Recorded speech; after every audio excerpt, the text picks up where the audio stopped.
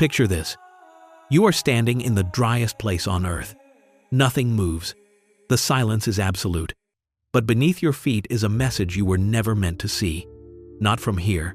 On this desolate canvas, ancient hands carved a line so perfectly straight it defies mathematics.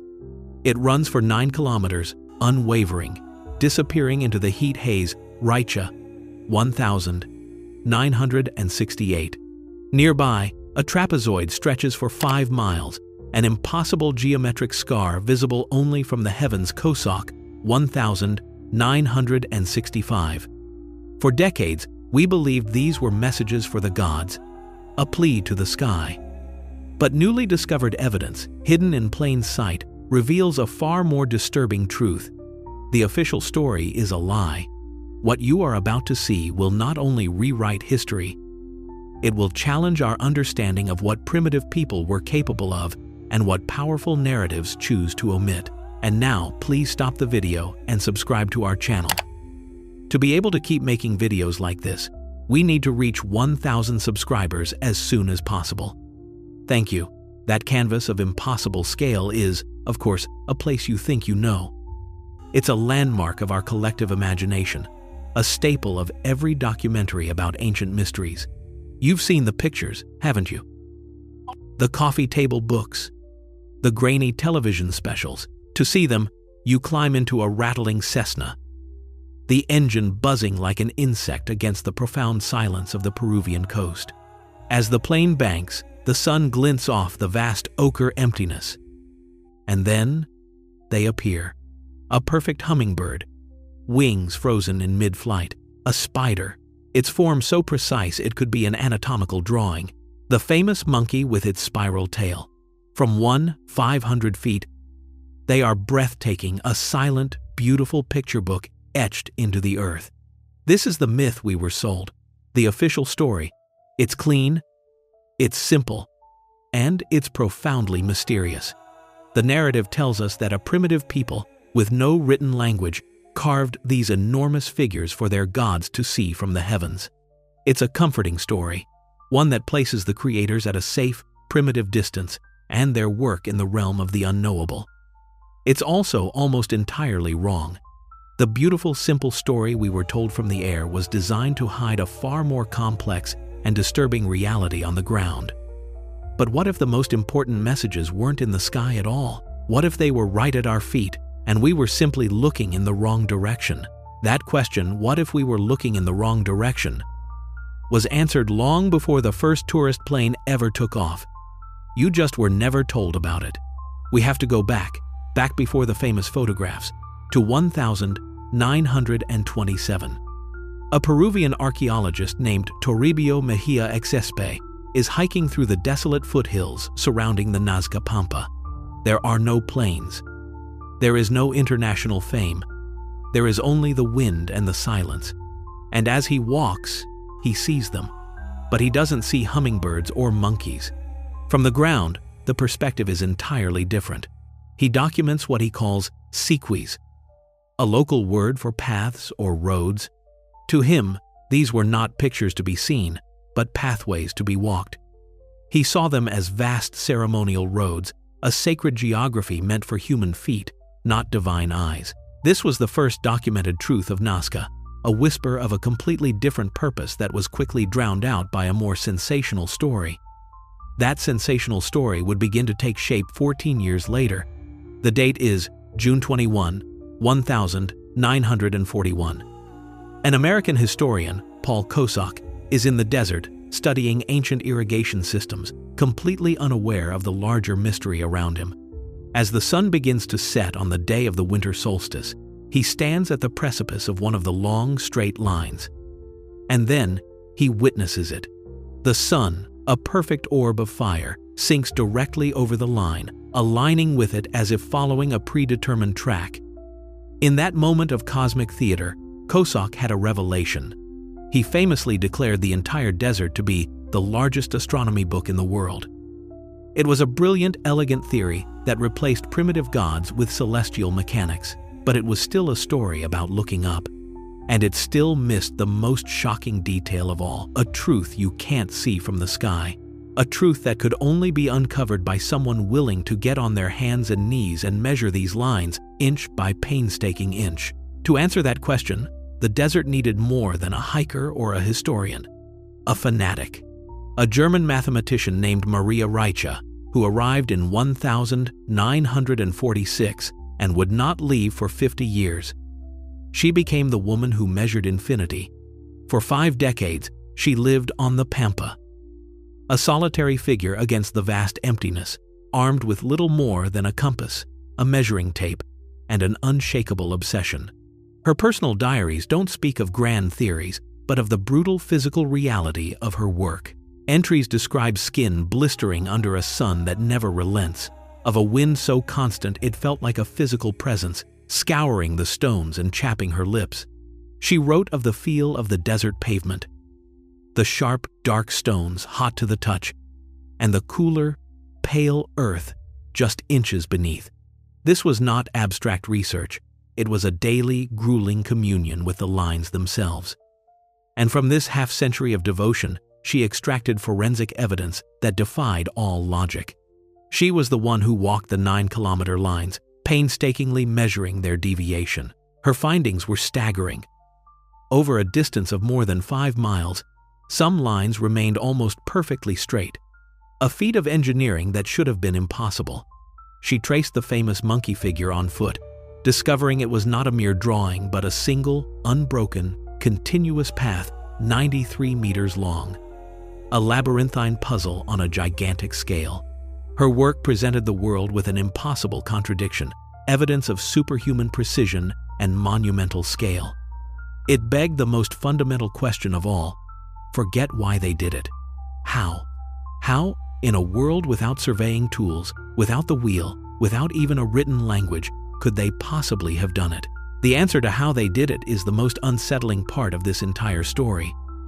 We look at these monumental works and our minds immediately search for a correspondingly complex solution. We imagine advanced mathematics, lost technologies, or even extraterrestrial surveyors, because the scale of the achievement seems to demand it. But the truth is infinitely simpler and far more disturbing. The secret to Nazca's precision wasn't a technology they had, but a geological fluke of the desert itself, combined with an almost unbelievable amount of coordinated human effort. Here's how they did it. They just moved the rocks. That's it. The entire Nazca Pampa is covered in a single layer of dark reddish-brown pebbles baked for millennia by the sunday. Just beneath that is a layer of bright, sandy, high-contrast soil. To create a line, they simply had to remove the top layer of stones, a mere 10 to 15 centimeters deep, exposing the pale ground underneath. Think about that. A monument meant to last an eternity, built by disturbing a mere 6 inches of earth. Those 9-kilometer straight lines weren't carved with lasers. They were created by teams of people with sticks, stones, and baskets, brushing away pebbles. The unsettling truth is that there was no technological magic. It was all manpower, patience, and a shared vision so powerful it could command generations. This simplicity doesn't solve the mystery. It deepens it. Because if the method was so elementary, then the real marvel isn't the engineering. It's the human will behind it. What kind of belief system, what kind of societal power could compel thousands of people over 1,000 years to undertake such a colossal, yet fragile, act of creation? That question, what kind of belief system could sustain such an effort, remained locked in speculation until modern forensics finally gave us a key.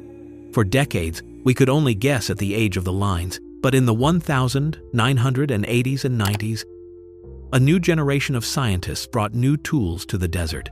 Researchers like geologist Ronald I. Dorn looked not at the lines, but at the individual stones that were moved. Over thousands of years, these dark desert pebbles develop a thin coating called rock varnish, a kind of geological fingerprint that changes chemically over time. By analyzing the varnish on the displaced stones, Dorn could pinpoint when they were overturned and exposed to the elements for the first time. The results of this rock varnish dating sent a shockwave through the archaeological community. The lines were not the work of a single generation or even a single century. The tests revealed a construction period that spanned an incredible 0 years, from roughly 500 BCE to 500 CE. Let that sink in. This wasn't one grand project. It was a continuous tradition, an obsession passed down through 40 generations. It spanned the entire lifetime of different cultures, from the earlier Paracas people to the Nazca themselves. The idea of a single visionary or a unified message completely disintegrated. This was a ritual, woven into the very fabric of their society for a millennium.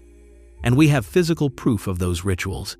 Archaeologists digging at the intersections and endpoints of major lines found the ground littered with the shattered remains of ceremonial pottery, or olas.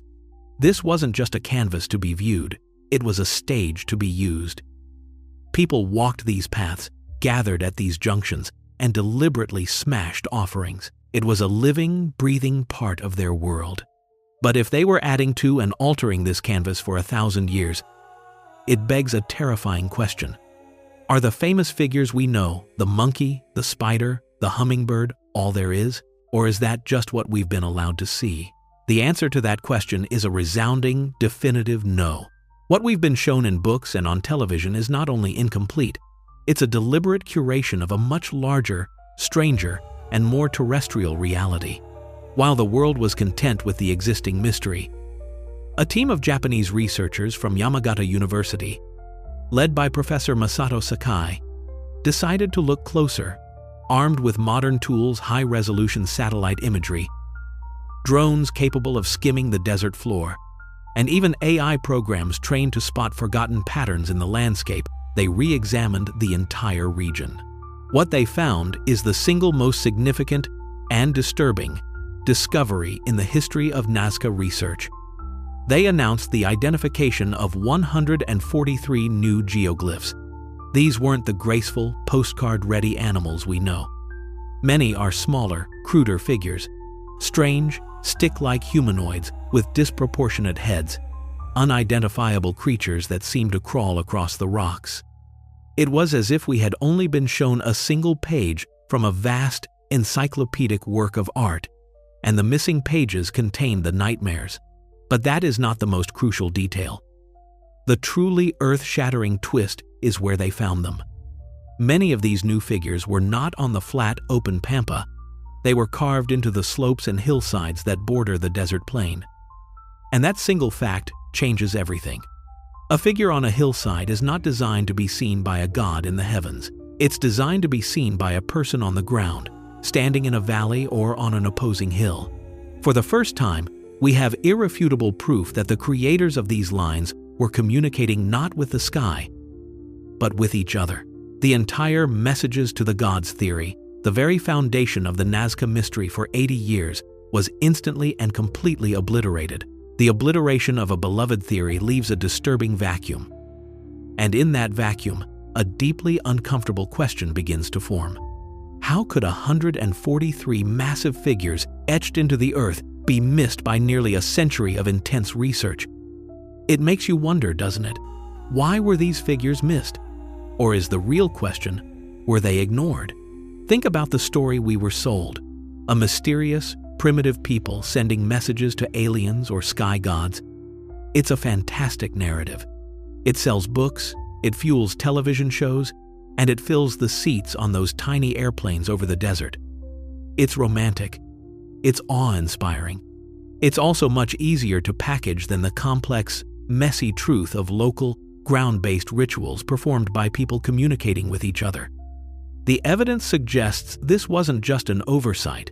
This was a pattern of omission, a deliberate, or perhaps subconscious, curation of history. For 80 years, the focus remained exclusively on the handful of elegant, highly photogenic figures visible from the sky because they fit the sensational narrative. The smaller, stranger, and more numerous ground-facing figures were conveniently overlooked, effectively burying the true scale and purpose of the Nazca phenomenon under a more marketable myth. The official history wasn't a discovery. It was a story that was chosen.